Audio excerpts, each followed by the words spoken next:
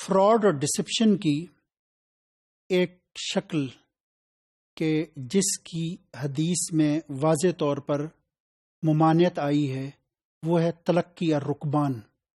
جس کا لفظی مطلب ہے ٹو میٹ دی رائڈرز۔ تلقی الرکبان کا مفہوم کیا ہے اور کانٹریکٹ پہ یا ٹرانزیکشن پہ اس کے کیا اثرات مرتب ہوتے ہیں، اس پریزنٹیشن میں ہم اس امر کا مطالعہ کریں گے۔ تلقی الرکبان کا مطلب یہ ہے کہ to buy goods from the villagers bringing goods of prime necessity with them such as grain, vegetables, to buy from them at the outskirts, at the entrance of the city, without giving them opportunity to go the market and to sell their products or their goods there. اس کو ہم تلقی الرکبان ہی کہتے ہیں۔ تلقی الرکبان یعنی ان معنوں میں ہے کہ شہر سے تعلق رکھنے والے کچھ شریوڈ اور کلیور بزنس مین وہ شہر سے باہر جا کے یا منڈی سے باہر وہ ان سادہ لو دیہاتیوں سے جو سامان ہے یا غلہ ہے وہ ایک چیپ پرائس پہ خرید لیتے ہیں،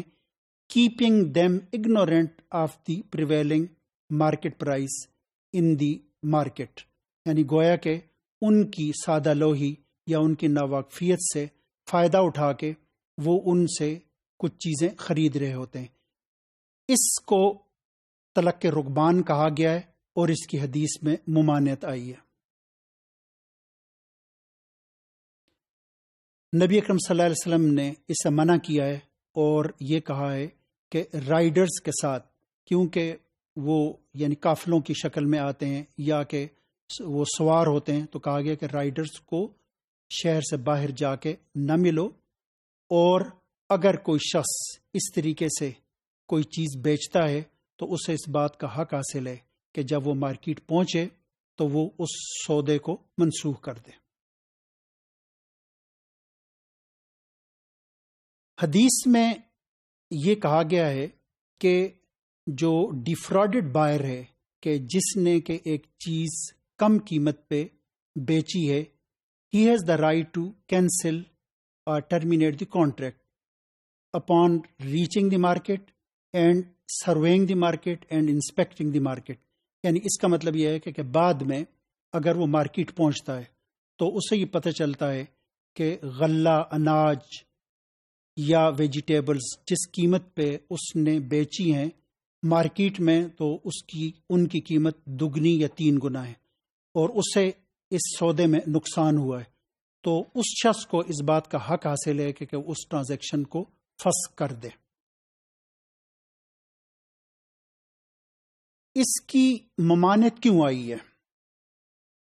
اس کی جو معاشی معنویت ہے وہ بڑی واضح ہے۔ پہلی چیز تو یہ ہے کہ اس میں آپ جو ریئل پروڈیوسر ہے کہ جس نے ایک چیز پروڈیوس کی ہے اسے آپ نقصان پہنچا رہے ہیں، یعنی اس سے اس کا غلہ اونے پونے داموں میں یا کہ انتہائی کم قیمت پہ آپ اسے خرید رہے ہیں، گویا کہ پروڈیوسر کو اس کی بہت کم رقم مل رہی ہے۔ اور جو دوسری چیز یہ ہے کہ جو اینڈ یوزر ہے جو آخر میں اسے استعمال کر رہا ہے اسے آپ مہنگے داموں پہ جو بیچ رہے ہیں، تو تلقی الرکبان کی یہ ایک اکنامک سگنیفیکینس ہے کہ اس کا نقصان جہاں ایک طرف جو پروڈیوسر ہے اسے ہے، اسی طریقے سے اس کا نقصان جو ہے وہ اینڈ یا کہ لاسٹ یوزر کو ہے۔ اس وجہ سے تلقی الرکبان کو منع کیا گیا ہے اور اسے فراڈ کی شکل قرار دیا گیا ہے۔